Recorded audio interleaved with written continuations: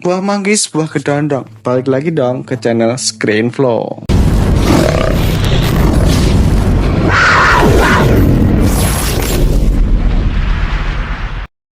Halo guys semua, kita kali ini akan menceritakan tentang kisah dari film Sekawan Limo yang di sini disutradarai oleh Bayu Skak. Tanpa berlama-lama kita langsung saja ke alur ceritanya guys. Awak dhewe iki yo wong limo pendaki gunung ki wis ngewanti satu sama lain ojo nganti nono langpuri. Tapi apa Mas? Wis ana sing melok e. Hah? Iki wis ana sing melok. Cerita menceritakan tentang Bayu yang diundang dalam podcast, yang mana di situ Bayu menceritakan tentang pengalamannya yang berada di gunung bersama kelima temannya. Dan ternyata dari kelima temannya itu adalah salah satunya adalah demit atau hantu dalam bahasa Indonesia. Awal mula Bayu naik gunung berdua dengan cewek gebetannya yang bernama Leni. Yang mana pada saat itu mereka berdua naik gunung di tanggal yang mengkhawatirkan, yaitu adalah di tanggal 1 Muharram atau tanggal 1 Suro.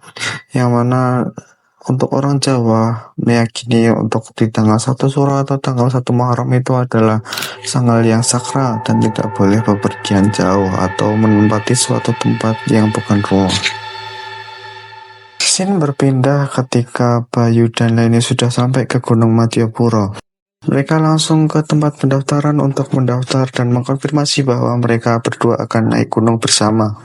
Tapi di meja pendaftaran, dia dikasih tahu oleh penjaga pendaftaran untuk tidak boleh menoleh ke belakang dan tidak boleh naik gunung dalam keadaan ganjil. Kemudian penjaga itu menyarankan untuk naik gunung bersama Mas Diki, yang mana Mas Diki adalah orang yang sudah berpengalaman naik gunung, yang sudah berada di depan meja pendaftaran. Jenenge Mas Diki, sampean budal bareng iku ya. Mas Diki. Bagas dan Leni pun menuju ke Mas Diki dan berbincang-bincang bersama, dan mereka menyetujui untuk mendaki gunung bersama. Walaupun mereka ganjil, namun di tengah perjalanan mereka bertemu dengan Juna. Mana Juna ini adalah seorang yang pendaki yang ketinggalan oleh teman-temannya.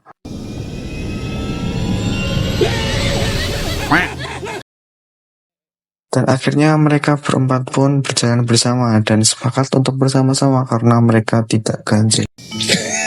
Bukannya Arjuna tuh Pandawa sing paling ganteng. Ngamuk aku saja nih butuh cakil. Lanjut ke scene berikutnya. Bagas, Leni, Mas Diki, dan Juna berjalan bersama-sama dan Mas Diki yang berada di depan. Namun di tengah jalan, Mas Diki ingin untuk melewati jalan pintas ke gunung tersebut, yang mana dibilang Mas Diki adalah jalan pintas untuk menuju puncak. Setelah mereka berdebat lama, akhirnya mereka menyetujui untuk mengikuti Mas Diki. Dan di tengah perjalanan mereka berkemah karena sudah hari yang sudah mulai larut malam. Iki kanggone dhewe mendirikan tenda. Ada yang ngasih dikin ayo. Dan mereka berempat berkemah dan bertenda di situ. Mereka bertemu dengan seseorang tanpa identitas. Panas banget. Berarti uang ki.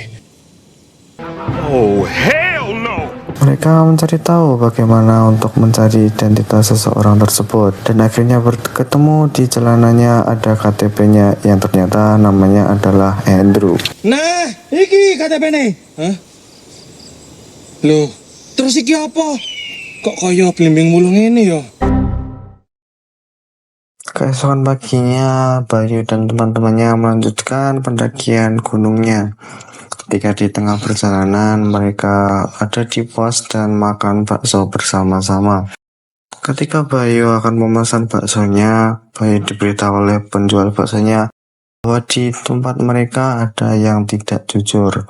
Dan kemudian Bayu pun menyampaikan kepada teman-temannya. Dan ketika menyampaikan kepada teman-temannya tidak ada yang jujur akan hal itu. Dan teman-temannya bilang ke Bayu untuk tetap bersama-sama dan tidak menoleh ke belakang seperti perjanjian di awal. Di antaranya awak dhewe iki ana sing gak jujur deh. Wis to. Kowe dhewe lho sing sok ngelingke nek awak dhewe rasa mbahas kaya ngono kuwi. Wis to. Demit ki ra ono. Lu kan Setelah makan bakso usai, Bayu dan Andre bertemu dengan dua orang. Yang di situ mereka berdua memberitahu Bayu untuk tidak melanjutkan proses tentang pendakian gunung mereka.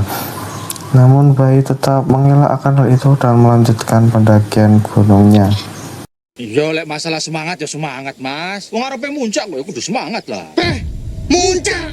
Mas, petunjuk arah sampean salah lagi. Sopo sing nggo sampean, Mas? Dan mereka semua pun akhirnya melanjutkan perjalanannya untuk menuju puncak ke Gunung Madiapura. Dan sampailah mereka di pos 3 dan mereka memutuskan untuk istirahat sejenak di pos 3 itu. Disinilah film menunjukkan tentang masa lalu mereka.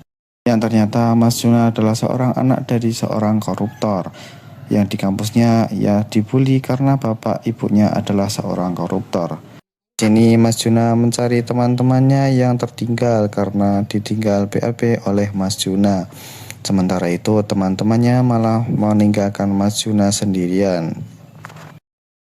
Sementara Andre adalah seorang yang menghamili pacarnya dan di sini ini menunjukkan bahwa Andre sedang berkelahi dengan pacarnya. Kamu ya, isai-isai kebobolan sampai kayak gitu sama perempuan yang selevel sama kita. Tolong. Mas Diki di sini ditunjukkan bahwa Mas Diki mempunyai hutang yang banyak dan ketika ditagih di rumahnya, Mas Diki malah melarikan diri. Sementara itu tetangga di situ merasa berisik dengan orang yang menagih hutang ke Mas Diki. Dan naasnya orang yang menagih hutang ke Mas Diki malah dikenain gerindra sama tetangganya Mas Diki. Sementara itu Leni di sini ditunjukkan bahwa ia terkena kecelakaan mobil yang bersama ibunya. Naasnya ibunya meninggal sementara Leninya masih hidup dan kemudian Leni masih terbayang-bayang dengan adanya ibunya. Saat di pinggir sungai, Bayu melihat aktivitas mencurigakan dari Mas Diki. Bayu dan Leni merasa curiga, lalu memutuskan untuk pergi berdua, meninggalkan teman-temannya. Sebelum berangkat, Bayu menemukan jimat di tas Mas Diki, namun ia kembalikan di tasnya. Mereka melanjutkan perjalanan hingga Leni berlari dan berniat bunuh diri. Untungnya Bayu menghentikannya. Ternyata Leni ingin naik gunung untuk menyusul ibunya yang baru saja meninggal. Len. Aduh, bahaya loh Riko di puncak, Len. Itu ngapain sih, guys? Kalau lo gak maksa ikut, gue gak harus ketemu rombongan itu. Gue bisa naik sendiri dan gue bisa nyampe sini dari kemarin. Teman-temannya datang dan mengajak foto bersama, namun Leni merasa tidak bahagia. Ia mengungkapkan kecurigaan tentang Mas Diki yang tidak bisa menunjukkan jalan ke puncak, dan bercerita soal jimat di tas Mas Diki. Barang iki penting gawe aku dan rai-raimu kabeh. Setelah marah, Leni meninggalkan teman-temannya termasuk Bayu.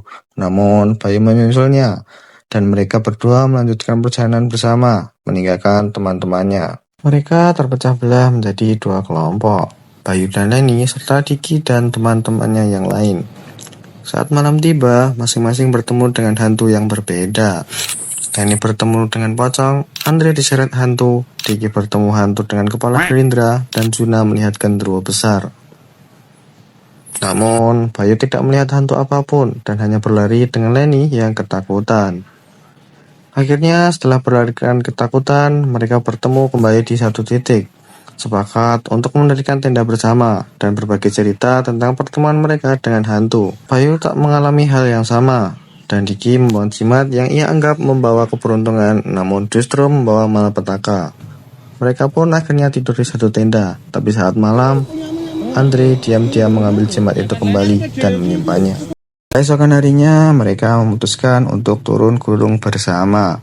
Namun, sepanjang perjalanan, mereka terus menemui kotoran Mas Juna, yang berarti mereka hanya berputar-putar di tempat yang sama. Sapu tangan. Tak saya nang kene. Nek misalnya dia melaku terus ndelok sapu tangan iki, berarti dia fix muter-muter tok. Ya ampun.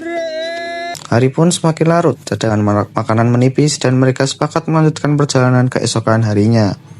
Namun setelah 7 hari terjebak, mereka terus menemukan kotoran Mas Juna dan bolak-balik di situ dan tidak bisa keluar dan turun gunung bersama. Makanan mereka pun habis, bahkan mereka terpaksa memakan daun, ular, dan belalang. Pada hari ke-7, Andre berhasil menangkap ular dan mereka makan bersama. Sembari berbincang, tiba-tiba Juna berubah menjadi sosok yang menyeramkan. Teman-temannya berusaha untuk menyadarkannya, namun mereka malah melihat hantu-hantu yang mereka temui sebelumnya. Mereka pun ketakutan, mereka berlari tanpa tujuan kecuali Bayu yang tidak melihat hantu dan hanya mengikuti Leni yang juga berlari dikejar hantu. Setelah dikejar-kejar, Bayu teringat pesan di tempat registrasi gunung untuk tidak menoleh ke belakang. Bayu pun sadar bahwa pesan itu berarti untuk tidak meratapi masa lalu dan menyelesaikan masalah yang belum selesai.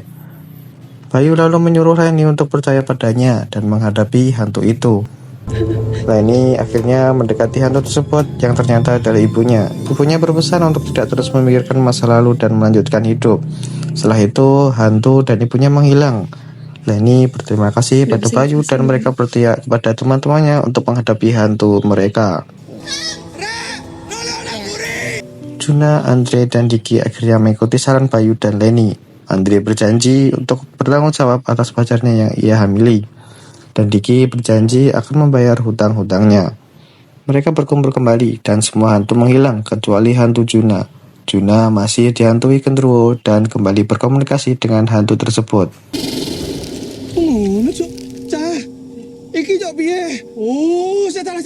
Juna mencoba berkomunikasi pada hantu tersebut, namun hantu tersebut tidak menjawab dan malah hanya mengangguk-anggukkan kepala saja. Si genderuwo iki cuma pengen koncoan ambek Juna. Terus lek ngono Mas Juna. Setelah itu, Juna pun sadar bahwa dia ternyata sudah meninggal. Juna langsung berlari menuju tempat ia pertama kali tertinggal karena buang air besar. Saat itu, Juna buang air besar bersama teman-temannya. Namun, ia buang air besar sendiri sehingga ia ditinggal oleh teman-temannya karena terlalu lama. Ternyata, Juna meninggal karena tertimpa batu besar di sana. Sesampainya di tempat itu, Juna meminta maaf kepada teman-temannya. Karena ternyata demit atau hantunya adalah Mas Juna itu sendiri.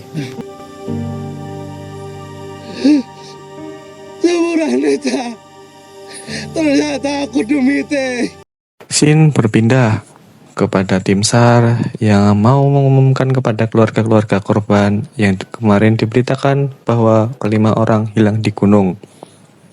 Tim SAR mau menginformasikan bahwa kelima orang itu adalah Mas Juna, Diki, Bayu, Leni, dan juga Mas Andrew itu sudah tidak bisa ditemukan karena pencariannya tidak bisa ketemu. Namun di saat-saat terakhir, Andre dan Leni muncul tiba-tiba dari gunung tersebut. Dan mereka pun bertemu dengan keluarga mereka. Dan seterusnya, Mas Juna lanjut dievakuasi oleh tim SAR tersebut.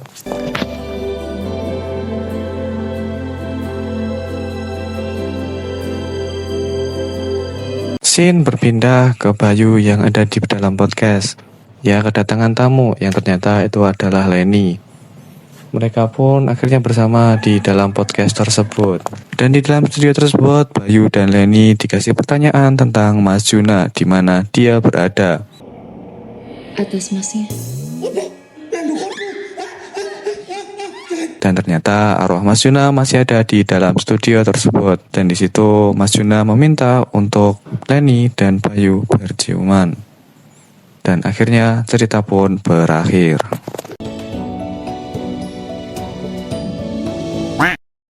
Ya guys, itu tadi review film dari film Sekawan Limo. Yang mana film tadi bermaksud untuk tidak berlarut-larut dalam masa lalu dan menyelesaikan masalah yang ada di masa lalu. Mungkin sekian dari saya. Terima kasih semuanya. Jangan lupa nonton review film selanjutnya.